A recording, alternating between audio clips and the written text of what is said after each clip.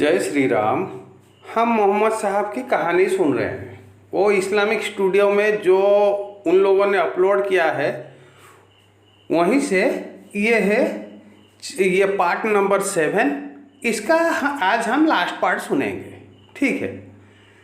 तो हम इसीलिए कहानी नहीं सुन रहे हैं, मैं आपको इसीलिए नहीं सुना रहा हूँ कि मुझे इस्लाम के बारे में बहुत उम्दा जानकारी है। उन्हीं लोगों की किताब से उन्हीं लोगों की चैनल से जो भी मैं सुन रहा हूँ मैं वो आपको सुना दे रहा हूँ। इसीलिए सुना रहा हूँ क्योंकि मेरा मकसद ये है कि मैं लोगों के साथ डिबेट करूँ। मुझे मालूम है इस्लाम एक फेक रिलीजन है। ये जितने भी नबी आए ये सब टोपी ड्रामे करने वाले फ्रॉड इंसान थे। ये मुझे कब से मालूम पड़ गया। ये जितना मुझे जानकारी चाहिए कि उसको प्रूव करने के लिए ये फ्रॉड रिलीजन है, फेक है, ये सब फ्रॉड लोगों की लिखी हुई स्टोरी है, तो वो जानकारी मुझे मिल चुका है। ये नहीं कि मुझे नहीं मिला है, लेकिन ये आपके जो भी मुल्ले मौलवी हैं वो लोग सामने आ ही नहीं रहे। ऑफलाइन बात कर रहे हैं। हाँ, ऑफलाइन डिस्कशन वो लोग कर रहे हैं। नतीजा तो क्या निकल रहा है ये मैं आपको शेयर नहीं कर पाऊंगा ऑनलाइन, लेकिन कोई आने के लिए तैयार ही नहीं है। आप अगर कोई ये मुफ्ती कोई भी आलिम जो सुनना चाहता है, जो इसके ऊपर मेरे से डिबेट करना चाहता है, ही इज़ मोस्ट वेलकम। आप आओ, हम बैठ के आप इसे इस्लाम मान लीजिए। मुझे सही इस्लाम नहीं मालूम है, आपको तो मालूम है। आप आओ, मेरे को सही इस्लाम सिखा के जाओ। यही आपका कहना है ना जी, मुझे इस्लाम ढंग से नहीं मालूम। ठीक है, आप आओ, मुझे सही इस्लाम सिखा के जाओ। आप जो वो ये मानने के लिए तैयार हो, आप जो बोलोगे वही मैं मानूंगा। वहीं से मैं प्रूव करूंगा कि इस्लाम फ्रॉड लोगों की लिखी हुई फ्रॉड लोगों की बनाई हुई दीन है, फ्रॉड लोगों की लिखी हुई किताब है कुरान। आप जो भी बोलोगे वहीं से मैं प्रूव कर दूंगा। हक है भूत परस्ती, फ्रॉड है इस्लाम, ये मैं प्रूव कर दूंगा। ठीक है, तो कहानी की तरफ चलते हैं। तो कहानी कल हमने सुने थे, ये अबू बकर ने पूरा अरब में बुत परस्ती ख़त्म कर दी। ठीक है, आज ये हम सुने कि गैर मुस्लिम जो मुस्लिम नहीं है उनको जजिया देना पड़ेगा। ये कानून उन लोगों ने लागू कर दिया। ठीक है, जजिया का कानून आ गया। फिर क्या होता है, ये लोग मदीने तक मोहम्मद साहब से मिलने, उनसे इस्लाम सीखने पूरा अरब से आने लगते हैं।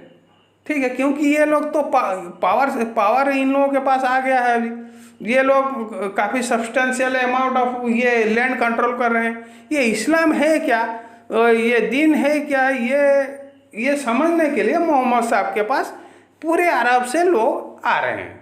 ठीक है, आके ये देख रहे हैं, उनको देख के बोल रहे हैं हाँ ये नबी कोई झूठा नहीं हो सकता, ये सच्चा नबी होगा।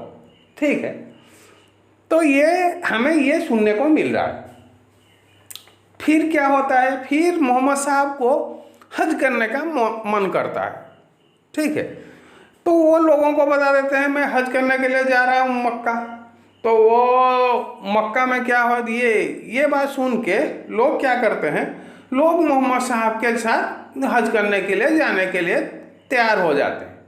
फिर हज कैसे होता है, मोहम्मद साहब क्या बोलते हैं, हम वहीं से डायरेक्ट सुन लेंगे। हफ्ते के दिन 26 ज़िकात को आपने कूच की तैयारी फरमाई, बालों में कंघी की, तेल लगाया, तहबंद पहना, चादर ओढ़ी और जोहर की नमाज के बाद मदीने से चल पड़े और असर से पहले जुल्हुलैफा पहुंच गए।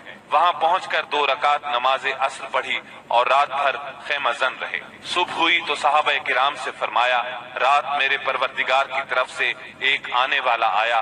उसने कहा इस मुबारक वादी में नमाज पढ़ो और कहो हज में उम्रा है। इसके बाद आप सल्लल्लाहु अलैहि वसल्लम ने अपना सफर जारी रखा। हफ्ता भर बाद मक्के के करीब पहुंचे तो जी तुवा में रात गुजारी और वहीं नमाज फज्र पढ़कर गुस्ल फरमाया। फिर मस्जिद हराम में दाखिल हुए। یہ اتوار 4 ذی الحج کی صبح تھی۔ وہاں حجر اسود کو بوسہ دیا، بیت اللہ کا 7 مرتبہ طواف کیا۔ طواف کے بعد مقام ابراہیم پر نماز پڑھی اور دوبارہ حجر اسود کو بوسہ دیا۔ پھر کوہ صفا پر آئے، صفا اور مروہ کے درمیان سعی کی۔ اس کے بعد اعلان فرمایا، جس شخص کے ساتھ قربانی کا جانور نہ ہو وہ احرام کھول دے۔ 8 ذو الحج ترویہ کے دن آپ مکہ سے مینا تشریف لے گئے اور وہاں 9 ذی الحج کی صبح تک قیام فرمایا۔ ظہر، عصر، مغرب، عشاء اور فجر کی نمازیں وہیں پڑھی۔ پھر اتنی دیر ٹھہرے کہ سورج طلوع ہو گیا۔ اس کے بعد عرفہ کو چل پڑے۔ وہاں پہنچے تو وادی نمرہ میں قبہ تیار تھا، اسی میں اترے۔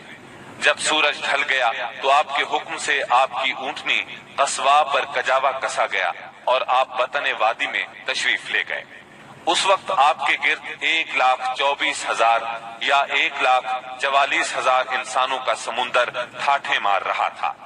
آپ نے ان کے درمیان ایک جامع خطبہ ارشاد فرمایا۔ جو لوگ خطبے کے جملوں کو سن رہے تھے وہ دوسروں تک پہنچا رہے تھے اور سنانے کے لیے بلند آواز سے دہرا رہے تھے۔ آپ صلی اللہ علیہ وسلم نے ارشاد فرمایا، جو لوگ یہاں موجود نہیں ہیں ان کو سننے والے یہ پیغام پہنچا دیں۔ نبی کریم صلی اللہ علیہ وسلم نے اپنے اس خطبے میں ارشاد فرمایا، لوگو میری باتوں کو غور سے سنو، کیونکہ میں نہیں جانتا شاید اس سال کے بعد اس مقام پر میں تم سے کبھی نہ مل سکوں۔ لوگو جیسا کہ یہ دن، یہ مہینہ اور یہ شہر مکہ حرمت والا ہے، اسی طرح ایک دوسرے کے جان و مال تم پر حرام ہے۔ سن لو، جاہلیت کی ہر چیز میرے پاؤں تلے رونت دی گئی، جاہلیت کے خون بھی ختم کر دیے گئے، اور ہمارے خون میں سے پہلا خون ربیعہ بن حارث کے بیٹے کا خون ہے، میں اس کو ختم کر رہا ہوں۔ یہ بچہ بنو سعد میں دودھ پی رہا تھا کہ انہی ایام میں قبیلہ بنو حذیل نے اسے قتل کر دیا، اور جاہلیت کا سود ختم کر دیا گیا، اور ہمارے سود میں سے پہلا سود عباس بن عبد المطلب کا ہے، میں اس کو ختم کر رہا ہوں۔ اب یہ سارے کا سارا سود ختم ہے۔ اے لوگو، عورتوں کا تم پر حق ہے جیسا کہ تمہارا ان پر حق ہے، عورتوں کے ساتھ بھلائی کرو، تمہیں بہت جلد اللہ کے سامنے حاضر ہونا ہے اور وہ تم سے تمہارے اعمال کے بارے میں سوال فرمائے گا۔ خبردار خبردار، میرے بعد گمراہ نہ ہو جانا۔ لوگو، نہ تو میرے بعد کوئی پیغمبر ہے نہ کوئی اور امت ہی پیدا ہونے والی ہے۔ خوب سن لو، اپنے پروردگار کی عبادت کرنا، پنجگانہ نماز ادا کرنا، رمضان کے روزے رکھنا، اپنے مالوں کی زکوٰۃ دینا، تمام مسلمان محکوم ہوں یا آزاد یکساں ذمہ داریاں اور حقوق رکھتے ہیں۔